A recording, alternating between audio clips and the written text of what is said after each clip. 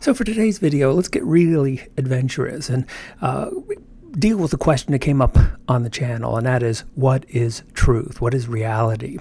And it's probably not a coincidence that us humans are probably the only species on the planet that ponder such things. So I doubt the squirrel in the backyard is pondering what is reality. The squirrels, like so many other species on the planet, are in immediate experience.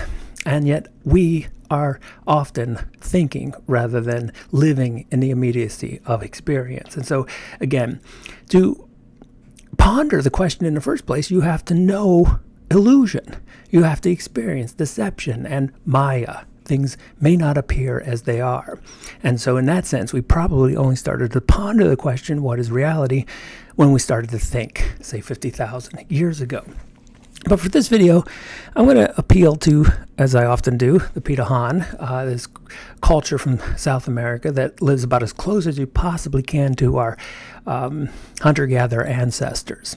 And they don't think very much. In fact, the most outstanding quality is that of their culture is that they are in the immediacy of experience, where the most outstanding quality of our culture is that we most often are caught up in thinking and distracted, and we're not where we're at, we're not when we're at, and that's simply a whole different world. In fact, I'm working on a book right now about the real world and then this abstract world that we seem to be stepping into more and more deeply every moment. And so anyway, let's check out this short passage here, where the author, Dan Everett, he talks about what is real for the Ph.D. They have no craving for truth as a transcendental reality. That's interesting because, so many of us philosophize. We're concerned with truth as an abstract concept. Indeed, the concept has no place in their values. Truth to the Ph.D. is catching a fish, rowing a canoe, laughing with your children, loving your brother, dying of malaria. And so truth for the Ph.D. is the immediacy of experience. So are we living in reality? Well, one of the things I want to focus on in this video is that sometimes it's, again, as I said, we started to ponder the question, what is reality, when we were able to deceive ourselves. And that may have taken place 50,000 years ago. It's at least a good guess. So I want to talk about 5 things that aren't things at all. 5 illusions that portray themselves as reality that have a huge effect on our lives, but have no substance to them. And the test for reality is actually fairly simple.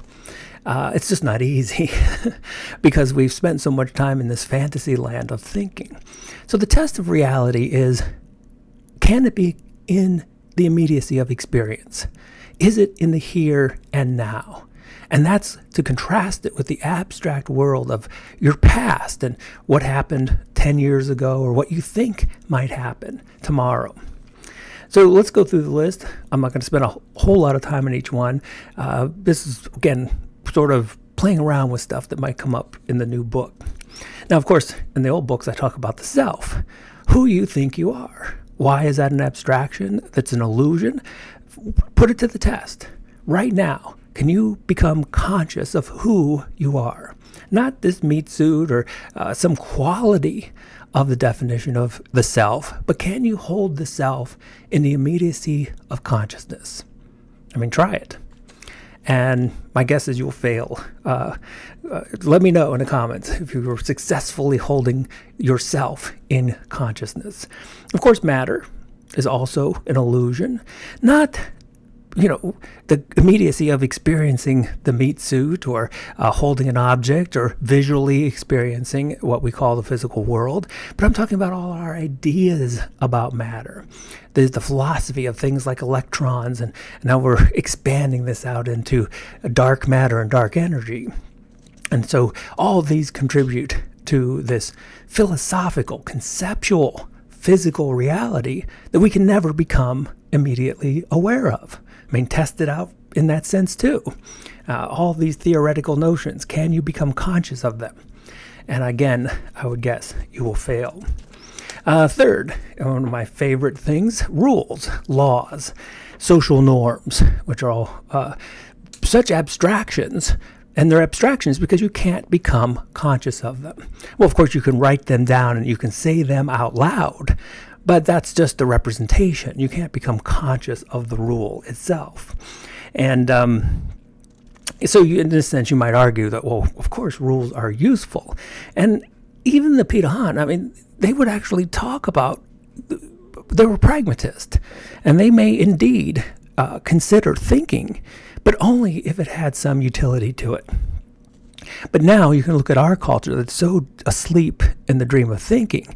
The rules have become an end unto themselves. Rules are the only purpose we create rules for, is to have them give support to this imaginary world of left brain bureaucracy. It turns out, actually, I was looking at some of the old videos, and I think the very first video I did on this channel years ago was actually one on left brain bureaucracy, and how these realities only appear, just like thinking and so many other abstractions. They have a surface level to them that consciousness may be aware of, but the underlying rules, norms themselves, you cannot become conscious of. So again, let's get into one version of this.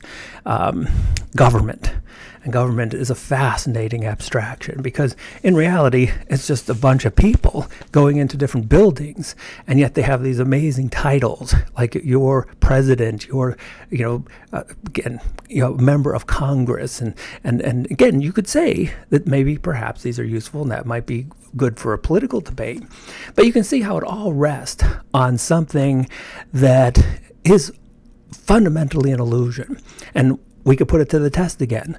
So whatever government you want to discuss, simply be conscious of it. Hold not the image, like, in other words, you may have some image of government, some example of government, something that can be put in the category of government, and that's not what I'm talking about. I'm saying be conscious of the idea of government, and you'll quickly realize that it's just an abstraction that you cannot become conscious of.